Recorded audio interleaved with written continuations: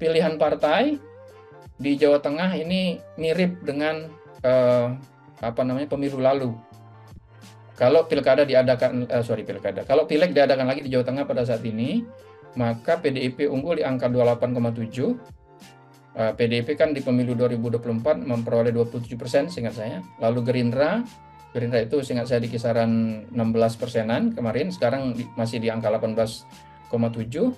PKB juga di kisaran angka 15%-an, di 14,7% saat ini. Hanya Golkar yang kalau dibanding dengan pemilu lalu itu cenderung mengalami penurunan ya. Golkar itu pemilu lalu kan sama dengan Gerindra di kisaran 16%-an kalau nggak salah. Sama dengan PKB di kisaran 16%-an. Tapi di sini 7, mungkin pemilih Golkar banyak pindah ke yang tidak tahu tidak jawab itu. Ini pilihan partai di DPRD provinsi. Nah, kalau kita cross pilihan partai ini dengan pilihan apa dengan pilihan 6 kandidat. Nah, itu jadi alasan kedua mengapa keunggulannya seperti itu karena para pemilih partai sementara ini pilihannya lebih banyak ke Kaisang Pangarep sama Ahmad Lutfi, para pemilih partai itu. Hanya PDIP yang pemilihnya cenderung berimbang tuh. PDIP pemilihnya terbelah antara Kaisang Pangarep, Ahmad Lutfi, dan Bambang Wuryanto. Banyak juga pemilih PDIP yang belum menentukan pilihan. Ini kalau dilihat dari sini. Jadi salah satu alasan lain kenapa peta politik yang seperti yang saya sampaikan di depan, karena para pemilih partai cenderung juga lebih banyak mendukung masing-masing 3 nama itu, yaitu Kaisang Pangarep, Ahmad Lutfi, dan Bambang Wuryanto, serta Yasin Maimun. Kalau kita lihat dari segi, nah alasan ketiga adalah hubungan antara tingkat kepuasan kepada presiden dengan tingkat dukungan kepada masing-masing kandidat. Di bagian bawah paling bawah itu, di bawah judul kepuasan kinerja presiden, Anda bisa lihat masyarakat Jawa Tengah atau pemilih Jawa Tengah yang menyatakan puas dengan kinerja presiden, dukungannya cenderung lebih banyak ke Kaisang. Baru diikuti oleh Ahmad Lutfi, lalu ke Yasin Maimun.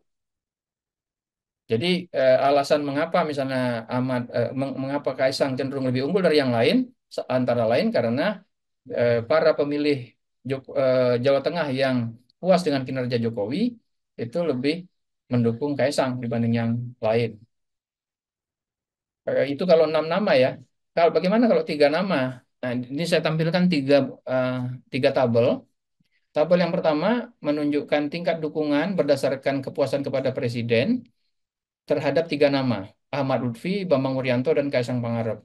Sama dengan yang tadi, terlihat bahwa yang puas kepada presiden cenderung lebih banyak kepada Kaisang Pangarep, meskipun di 3 nama ini eh, Kaisang Pangarep tidak terlalu jauh, tidak signifikan perbedaannya dengan tingkat dukungan kepada Ahmad Lutfi. Ahmad Lutfi ada 29,1% dari orang yang menyatakan puas kepada presiden mendukung Ahmad Lutfi.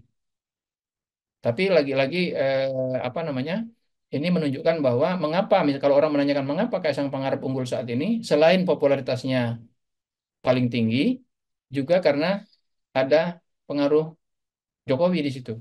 Orang yang puas kepada presiden cenderung lebih mendukung Kaisang. Demikian juga kalau ini yang di sebelah kanan nomor 2, ya, kalau nama lain ya yang bertarung bukan